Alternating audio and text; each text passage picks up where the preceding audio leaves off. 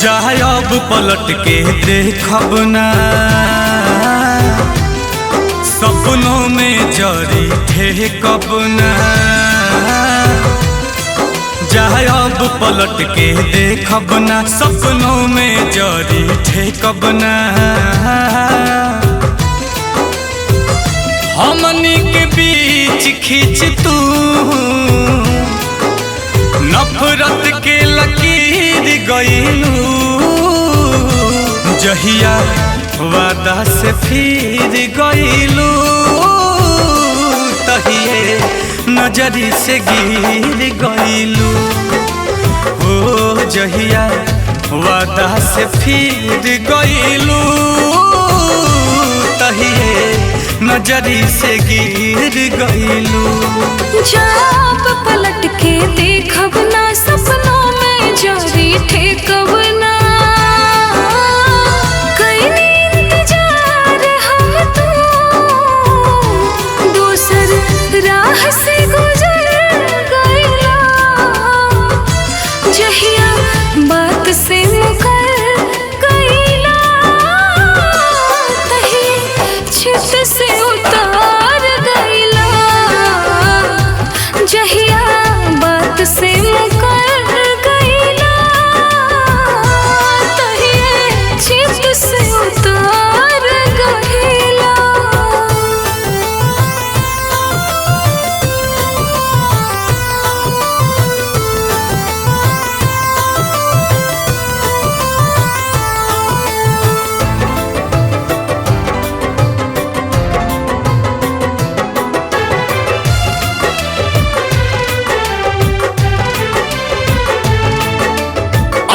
प्यार मोहब्बत से डरता ना हमारा बा, सब लोग बुरा लगे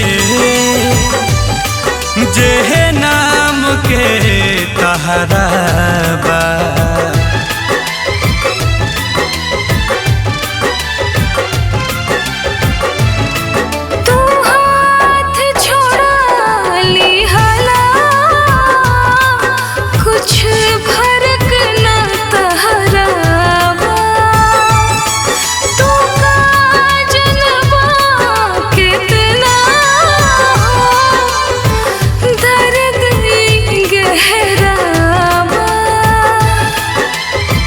सुर बनल जाता,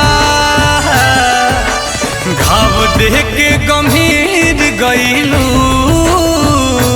जहिया वादा से फिर गइलू, तहिए नजरी से गिर गइलू। हाँ जहिया बात से मुकर गइला,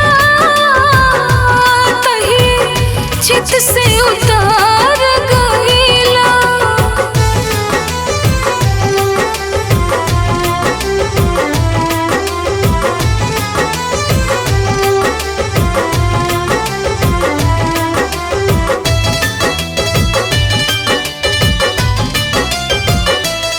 तू जहाँ जैसे भी रह, कवनो मतलब नहीं खे।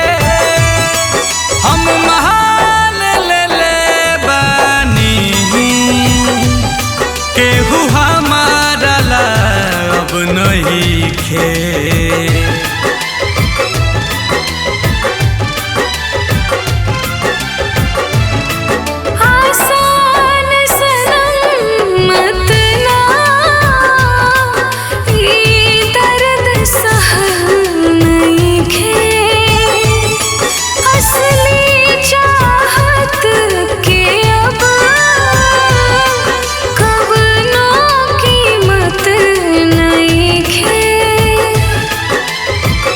खातिर नील कमां के कर जबे के चीर गइलू, जहिया वादा से फिर गइलू, तहिए नजरी से गिर गइलू। हाँ जहिया बात से मुकर गईला तही चित से उतार गईला।